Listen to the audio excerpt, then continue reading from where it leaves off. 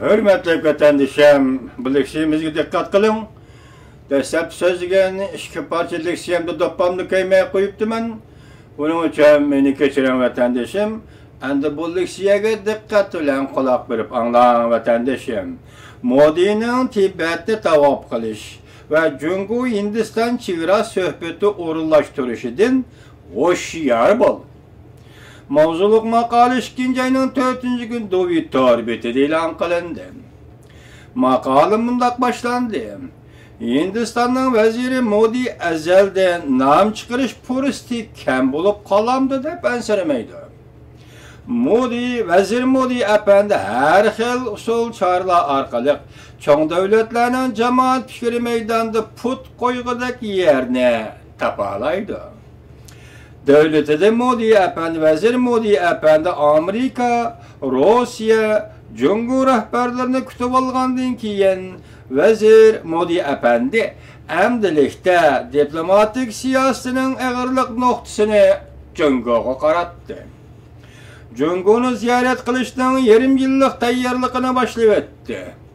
Cungu bilen Hindistan 18. katımlık çığıra söhbetinin ait tızlı başlaydı.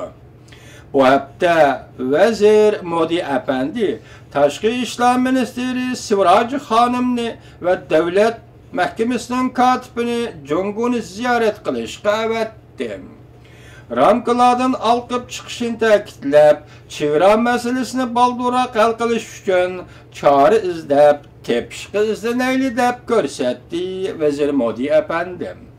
Cungu'nu ziyaret kılgan Hindistan'ın Tashqi İşler Ministeri Sivraj Hanım, vezir Modi efendinin Tibet'te tavap kılışını ümit kılıdığanlıqını. Vezir Modi'ni Cungu'nu ziyaret kılgandı, Cungu'nun g'arbi janubini ziyaret kılış mümkünlüğünü bildirip öttü. Bir taraftan çığıra meselesini hal kılışını tezletiş ümidini bildirirse, Hindistan'ın veziri Modi efendi yana bir taraftan Tibet'te tavap kılış ümidini ifadelep Modi zadini moylavatıdı deb başlaydı yakari toruk sual koydu. Bu makalını yazgan Huang Jin efendi. Vezir Modi'nin çığıra meselesini tez hal kılmakçı bolgan arzusu bilen Tibet meselesini tez hal kılış arzusu qandak münasebetga ega? Retorik sual koydu makali yazgıcı Huang Jin efendim. Yani dikkat kılın vatandaşım. Hindistan'ın veziri Modi'nin Cungu Hindistan o'rtasida çığıra meselesi tez hal kılmakçı bolgan arzusu bilen Tibet meselesini tez hal kılış arzusu qandak münasebetga ega deb sual koydu makal yazgan Huang Jin efendim. Vatandaşım, 55 yıldan keyin yani Hindistan tunji qatim Tibet meselesi ve Tibet meselesini tez hal kılış meselesini kızgaptı. Esingizde bo'lishi mümkün ki bu 55 yıl mabeyinde Hindistan yoki Tibet to'g'risi bir parça bayonot yoki Tibet to'g'risi Hindistan parlamenti bir parça qaror e'lon qilinganligini shaxsan men ko'rmadim. Agar boshqalar ko'rgan bo'lsa balki men xatolashganman. Biroq men bugun so'zlayapmanki bu leksiyani 55 yil o'tgandan keyingi bugungi kunda Hindistonning veziri Modi efendi hozir Cungu Hindistan o'rtasidagi chegara meselesini tez hal qilish va Tibet meselesini tez hal qilishni ko'tarib chiqdi. Qarang do'stim vatandoshim, dunyoning vaziyati va sizga bizga bog'liq vaziyati qanday o'zgaryapti? Diqqat qiling vatandoshim. Biz bundan vatandoshim 55 yildan keyin yani Hindiston tunji qatim Tibet meselesi ve Tibet meselesini tez hal qilish meselesini qizg'apti.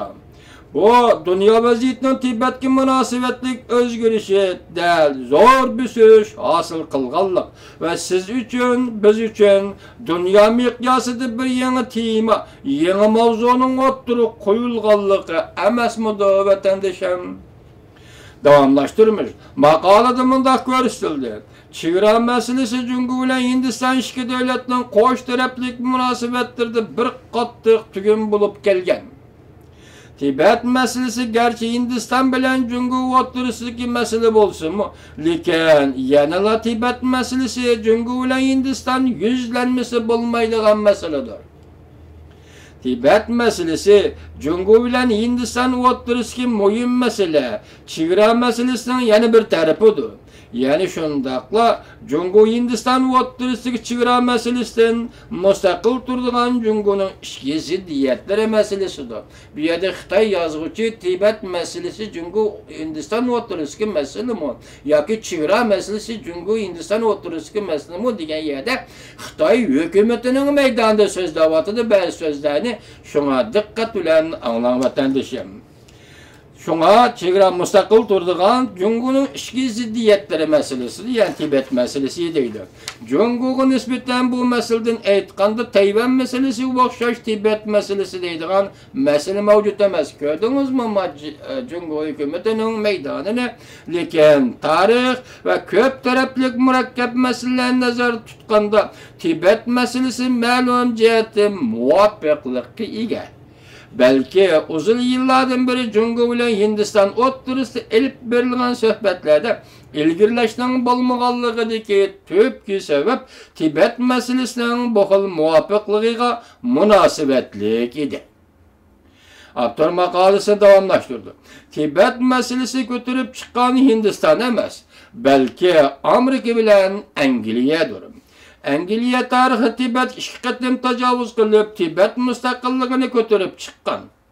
Keyin Amerika kuch ulab, g'arb davlatlarini yetaklab, Tibet mustaqilligini qo'llash harakatini ko'tarib chiqqan.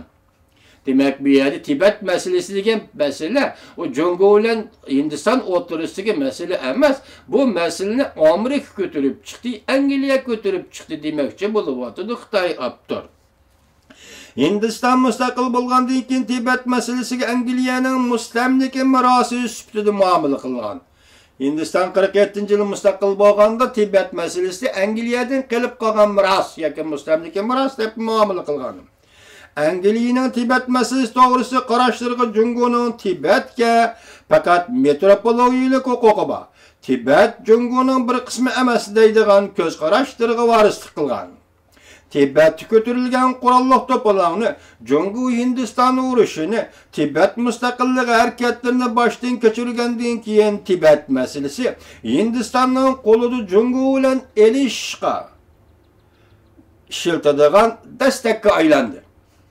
Hindistonning ichki qismida ham Tibet mustaqilligini qo'llaydigan kuchlar mavjud. Bugungi kuni kelganda Hindiston hukumati sargardan Tibetlar hukumatiga panohlanadigan o'rin tayyorlab berdi. Masalan, Hindistonning Darussalom o'lkasida Tibetlarga musofirlar lageri qurib berdi.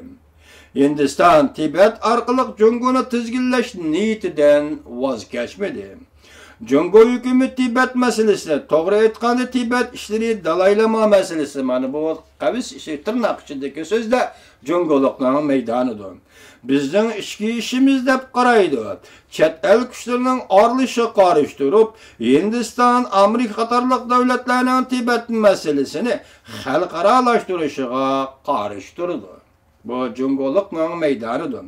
Vazir Modining Hindistonda taxtga chiqishi Tibet meselesini ro'shan holda noziklashtirib o'tdi. Diqqat qiling vatandoshim, ma jumlalar nozik kelyapti, chunki siyosat nozik kelyapti, chunki vaziyat nozik kelyapti vatandoshim, diqqat qiling. Vazir Modining Hindiston taxtga chiqishi Tibet meselesi ro'shan holda noziklashtirib o'tdi. Bulut ketganda oyni ko'radigan alomatlar ko'rilishga boshladi. Vazir Modining individual rahbarlik qilish san'atiga aloyidligidan qaraganda o'rinlashtirishlari va mustaqil diplomatik siyosat yurgizish aloyidliklaridan qaraganda Hindistonning vaziri Modi apandi hukumati chegara masalasi va Tibet masalasi jihatda muhim rol oladigan fursatlar pishib etildi. Ko'rdingizmi? endi Tibet meselesi ve çevre meselesi hal kıldıgan muşundaq paytlarda halkara vaziyetning muhiti pişib etildi. Tibetler meselesi de Hindistan'ın veziri Modi efendi. Hindistan hükümeti rol oynaydıgan bir muhit, halkara muhit pişib etildi. Vaziyet pişib etildi devatıdı. Bunu Xitay yazgıcı özü devatıdı cumu. Dikkat kılın. Vaziyetin qayerga yetkiniga dikkat kılın vatandaşım. Tibet Sergerdan hükümetinin veziri Lobsang Sangayni Vezir Modi'nin vazife tapşırıp eliş murasımı teklif kılgıldığın qaraganda biz bu noktalık şeylerimiz toxtalgan edik. Vezir Modi yanıdan sayılıp Hindistan vazifege olturduğun çağda vazife tapşırılış murasımıga Tibet Memuriyet Merkezi'nin başlığı Lobsang Sangayni teklif kılgan idi. Hazır Xitay yazgıcı bunu tilgelevatıdı. Ondan Reis Xi Jinping'ni Hindistan'ı ziyaret kılış teklif kıldı demek. Dastlabda Tibet'nin Sergerdan hükümetinin veziri Lobsang Sangayni vazife tapşırıp eliş yığınağı murasimiga qatnaşıp çakırdı. Ondan keyin Jungo'nun növbetdeki reisi Xi Jinping efendini Hindistan'ı ziyaret kılış teklif kıldı deydi. En avval Reis Xi Jinping'nin alayda elçisi Cumhuriyet Halk Cumhuriyeti'nin Taşkı İşler Ministeri Wang Yi efendi Reis Xi Jinping'e alayda elçi bolup teklifi binaen Hindistan'ı ziyaret kıldı. Keyin Reis Xi Jinping Hindistan'ı ziyaret kilgende keyin Reis Xi Jinping'nin aldığı vezir Modi efendi Tibetlerinin Hindistan'da Jungo'ga qarşı faaliyet kılışığı yol koymayımız dep koldurlat kaldırdığın qaraganda vezir Modi kayfiyatı keskin en karakteri tüptüz karakteri bilen Tibet markasını götürüp elip Jungo bilen münasebet kıladigan adam dep körsetdi Xitay yazgıcı. Davamını 4. katımlık leksiyimizde anlaysızlar vatandaşlarım.